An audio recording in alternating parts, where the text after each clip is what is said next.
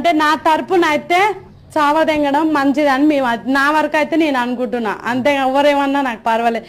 తప్పే కాదంట అసలు చావ కొట్టడం, ఆమెను చంపేయడం తప్పే కాదంట.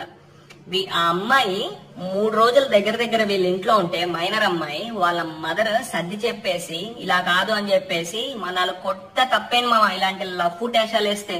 10th క్లాస్ అమ్మాయి ఈ ఫస్ట్ ఆఫ్ ఆల్ వీళ్ళకన్నా బుద్ధి ఉండాలా? 10th క్లాస్ అమ్మాయి వచ్చిందని ఇంట్లో ఉంచుకుంటారా?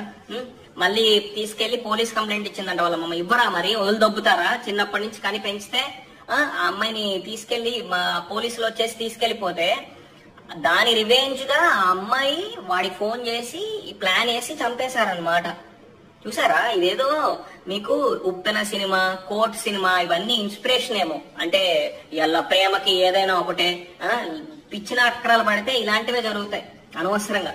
పేరెంట్స్ మీ పాపం పేరెంట్స్ ఎంత బాధపడతారా? ఈ అమ్మ కామన్ సెన్స్ లేదా?